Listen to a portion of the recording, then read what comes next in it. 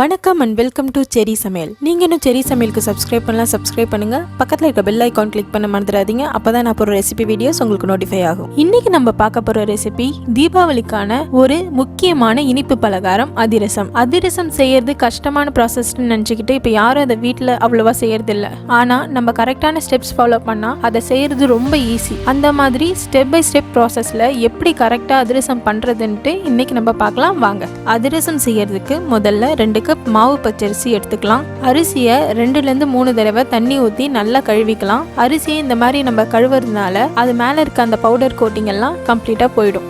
இப்போ நம்ம அரிசியை நல்லா கழுவி எடுத்தாச்சு. அரிசியை நல்லா கழுவதுக்கு அப்புறம் அதில் தேவையான அளவுக்கு தண்ணி ஊற்றி 12 மணி நேரம் ஊற வச்சிடலாம். உங்ககிட்ட அவ்வளோ டைம் இல்லைன்னா அட்லீஸ்ட் ஒரு 2 மணி நேரமாவது ஊற வச்சுக்கோங்க. அரிசி இப்போ நல்லா 12 மணி நேரம் ஊறிடுச்சு. இப்போ ஊறின அரிசியை இந்த மாதிரி ஒரு க்ளீனான கிளாத்தில் போட்டு கையாலே நல்லா ஸ்ப்ரெட் பண்ணி விட்டுக்கலாம். இது ரூம் டெம்பரேச்சர்லேயே ஒரு 10 நிமிஷம் மட்டும் காயட்டும். ரொம்ப நேரம் காய விட்டுறாதீங்க. இது ரொம்ப ட்ரை ஆயிடுச்சுன்னா அப்புறம் அதிரசம் நல்லா இருக்காது. இப்போ 10 நிமிஷத்துக்கு அப்புறம் இந்த மாதிரி கையால் அழுத்தி பார்த்தீங்கன்னா கொஞ்சம் அரிசி நம்ம கையில் ஒட்டும். ஸோ ஈரப்பதம் இந்த அளவுக்கு இருந்தால் போதும். இப்போ இந்த அரிசியை நம்ம மிக்ஸி ஜாருக்கு ட்ரான்ஸ்ஃபர் பண்ணிக்கலாம். இந்த அளவுக்கு ஈரப்பதம் இருந்தால் போதும். இதை எடுத்து நம்ம இப்போ அரைச்சிக்கலாம். இதை ரொம்ப மழமழன்னு அரைக்க வேணாம். ஒரு செமி ஃபைன் பவுடரை மட்டும் அரைச்சி எடுத்துக்கலாம்.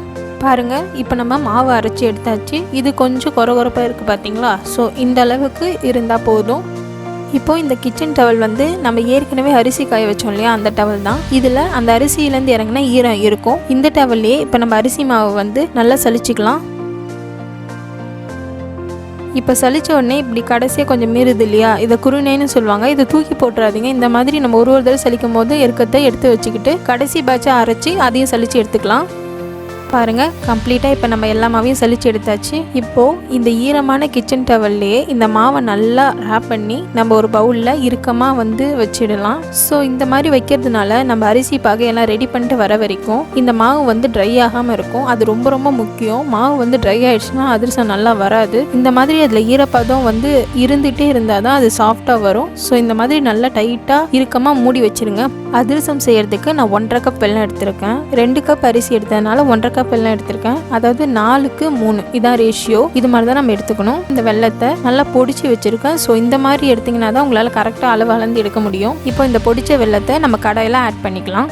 இப்போது இந்த வெல்லம் கரையிறதுக்கு ஒரு 1/4 கப் மட்டும் தண்ணி ஆட் பண்ணிக்கலாம். நிறைய தண்ணி ஆட் பண்ணாதீங்க, ரொம்ப தண்ணி ஆகிடும். இப்போ இந்த வெல்லம் நல்லா கம்ப்ளீட்டாக மெல்ட் ஆகட்டும். அது வரைக்கும் மீடியம் ஹீட்டில் இருக்கட்டும். வெல்லம் இப்போ கம்ப்ளீட்டாக கரைஞ்சிடுச்சு. இப்போ இதை எடுத்து நம்ம நல்லா வடிகட்டிடலாம். ஏன்னா இதில் ஏதாவது தூசி இல்லை மண் அந்த மாதிரி இருக்கும். அதனால வடிகட்டி எடுத்துடலாம். வடிகட்டின அப்புறம் திருப்பி இதை கடாயில் ஆட் பண்ணிக்கலாம். இப்போ இது நல்லா பாயில் ஆகணும். 1/2 டீஸ்பூன் சுக்கு பொடி ஆட் பண்ணிக்கலாம். 1/2 டீஸ்பூன் ஏலக்காய் பொடி ஆட் பண்ணிக்கலாம். இது ரெண்டுமே உடம்புக்கு ரொம்ப நல்லது. ப்ளஸ் அதிரசத்துக்கு ஒரு நல்ல டேஸ்ட் கொடுக்கும். இப்போ இதை நல்லா மிக்ஸ் பண்ணிவிட்டு இது நல்லா பாயில் ஆக ஆரம்பிக்கட்டும். ஸோ இதை நம்ம நல்லா கொதிக்க ஆரம்பித்த உடனே நம்ம கொஞ்சம் கொஞ்சமாக அதை தண்ணியில் ஊற்றி டெஸ்ட் பண்ணி பார்த்துக்கிட்டே இருக்கணும். ஒரு பவுலில் சின்னதாக தண்ணி வச்சு ஃபஸ்ட்டு நம்ம அதில் ஊற்றினோடனே கரையும். அடுத்ததை டெஸ்ட் பண்ணி பாருங்கள். அடுத்ததில் அதை ஊற்றினோடனே ஒரு மாதிரி பால் மாதிரி வரும். ஆனால் நம்ம எடுத்தோடனே கையிலே கரையும். ஸோ அது கரெக்டான கன்சிஸ்டன்சி எப்போ வந்துருச்சுன்னா, இப்போ பாருங்கள், இது நல்லா பாயில் ஆகிடுச்சு. கரெக்டான கன்சிஸ்டன்சி வந்துடுச்சு. அது எப்படின்னு நான் உங்களுக்கு காட்டுறேன். பாருங்கள், இந்த மாதிரி ஒரு பவுலில் தண்ணி வச்சுக்கோங்க. அதில் கொஞ்சமாக இந்த வெள்ளைப்பாகை ஊற்றி பாருங்கள். அது அப்படியே ஸ்டிஃபாக நிற்குது. நம்ம எடுக்கிறதுக்கும் ஈஸியாக வருது. கையில் இந்த மாதிரி அமிக்கி விட்டாலும் கரைய மாட்டேங்குது. பார்த்தீங்களா? பாருங்கள், இப்போ ஒரு பால் மாதிரி தான் ஆகுது. ஆனால் அழுத்தி பார்த்தா சாஃப்டாக இருக்குது. ஸோ இதுதான் சாஃப்ட் பால் கன்சிஸ்டன்சி. இந்த மாதிரி வந்ததுக்கப்புறம் நம்ம அடுப்பு ஆஃப் பண்ணிடலாம். ஆஃப் பண்ணிவிட்டு நம்ம அரைச்சி வச்சுருக்க மாவை ஆட் பண்ண ஆரம்பிச்சிடலாம்.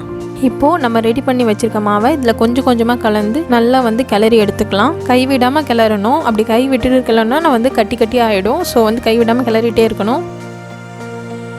பாருங்கள், இப்போ நம்ம எல்லா மாவையும் கொட்டி நல்லா கிளறியாச்சு. இப்போ இது எல்லாத்தையும் நம்ம இன்னொரு பவுலுக்கு ட்ரான்ஸ்ஃபர் பண்ணிடலாம். இது மேலே ட்ரை ஆகாமல் இருக்கிறதுக்காக கொஞ்சம் நெய்யோ இல்லை எண்ணெயோ தடவி வச்சிடலாம். இப்போ இதை மூடி போட்டு எடுத்து வச்சிடலாம். இது ஒரு நாளுக்கு அப்படியே இருக்கட்டும். அப்போ தான் கரெக்டான பதத்துக்கு அதிரசம் வரும். உங்களுக்கு சப்போஸ் டைம் இல்லைன்னா அட்லீஸ்ட் நீங்கள் ஒரு 2 மணி நேரமாச்சு இது செட் ஆகிறதுக்கு விடுங்க. இப்போ நான் இந்த மாவை ஒரு நாள் ஃபுல்லாக வச்சு எடுத்துருக்கேன். பாருங்கள், இவ்வளோ கெட்டியாக இருக்குது சொல்லிட்டு கையில் கொஞ்சம் நெய்யோ இல்லை எண்ணெயோ தடவிக்கோங்க. இப்போ இதுலேருந்து கொஞ்சம் மாவு எடுத்து அந்த மாவு மாவு வந்து நம்ம கையில் இருக்கிற சூட்லேயே கொஞ்சம் கொஞ்சமாக ப்ரெஸ் பண்ணி கொடுத்தீங்கன்னா அது வந்து சாஃப்டாக ஆரம்பிக்கும், கொஞ்சம் கொஞ்சமாக இலகி கொடுக்க ஆரம்பிக்கும். அதாவது ஒரு கரெக்டான பதத்துக்கு வரும் சாஃப்டாக. ஸோ அந்த மாதிரி கையாலே நல்லா நீங்கள் ஒரு உருண்டை எடுத்து செய்யும் போது நல்லா ப்ரெஸ் பண்ணி கொடுத்து அதை சாஃப்ட் ஆக்கிட்டு அப்புறமா அதிரசம் பண்ணுங்க. இப்போ நம்ம அதிரசம் செய்ய ஸ்டார்ட் பண்ணிடலாம். இந்த மாதிரி ஒரு எலுமிச்சம் பழம் சைஸ் அளவுக்கு ஒரு உருண்டையை வந்து அந்த மாதிரி சாஃப்ட் ஆக்கிட்டு உருட்டி வாழை இலையிலையோ இல்லை பேக்கிங் ஷீட்லையோ கொஞ்சம் எண்ணெய் இல்லாட்டி நெய் தடவி வச்சுக்கோங்க. இது நீங்கள் கையால் கூட தட்டி போடலாம். பட் அந்த மாதிரி தட்டும் போது உங்களுக்கு கரெக்டான திக்னஸ் கொண்டு வர முடியலனா இப்படி ஒரு ஃப்ளாட்டான கப்பில் வந்து தட்டு அது மாதிரி எடுத்துக்கிட்டு இப்படி மேலே வச்சு நீங்கள் ப்ரெஸ் பண்ணுங்க. லைட்டாக ப்ரெஸ் பண்ணிங்கனாவே உங்களுக்கு ஷேப் கிடைச்சிரும். இப்போ பாருங்க,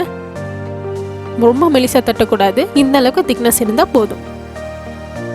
ஒரு கடாயில் டீப் ஃப்ரையிங்க்கு தேவையான அளவுக்கு எண்ணெய் ஆட் பண்ணிக்கலாம். எண்ணெய் நல்லா காயட்டும்.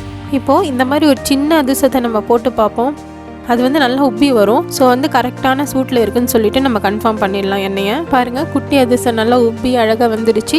எப்போவுமே அதிரசம் போடும் போது ஹையில் தான் இருக்கணும். அதை வந்து ஒன்ஸ் உப்பிட்ட உடனே நம்ம திருப்பி விட்டுட்டு அதை மீடியம் டு லோ ஹீட்டில் வச்சிடலாம். பாருங்கள், உப்பி வர ஆரம்பிச்சிடுச்சு. இந்த மாதிரி ஒரு சைடு மட்டும் உப்பி வருது, ஃபுல்லாக உப்பி வரலன்னா நீங்கள் டக்குன்னு திருப்பி விட்டுக்கோங்க. அப்போ வந்து ஃபுல்லாகவே உப்பிடும். பூரி போடும்போது ப்ரெஸ் பண்ணி விடுவோம் இல்லையா மேலே அது உப்பி வரதுக்கு, அந்த மாதிரி பண்ணிங்கனாவும் உங்களுக்கு ஃபுல்லாக உப்பி வந்துடும். இதிலே வந்து நீங்கள் கன்ஃபார்ம் பண்ணிடலாம் நம்ம அதிரசமாக வந்து நல்லா கரெக்டான பதத்தில் பண்ணியிருக்கோம்னு சொல்லிட்டு. இந்த மாதிரி இதை திருப்பி விட்டு குக் பண்ணிக்கலாம்.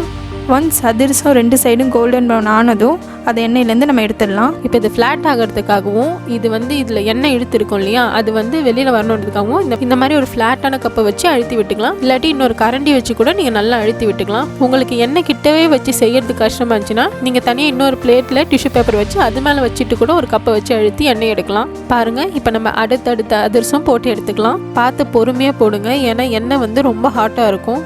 ஒரு அதிரசமாகவே பண்ணுங்கள். நீங்கள் வந்து ஃபஸ்ட்டு ஸ்டார்டிங்கில் பண்ணும் போது உங்களுக்கு 2ஆக பண்ணிங்கன்னா உங்களுக்கு கஷ்டமாக இருக்கும், இல்லை உடஞ்சிரும் அடுத்த அதிரசம் பண்ணி எடுக்கிறதுக்குள்ளே. அதனால் ஒன்றாவே பண்ணுங்கள்.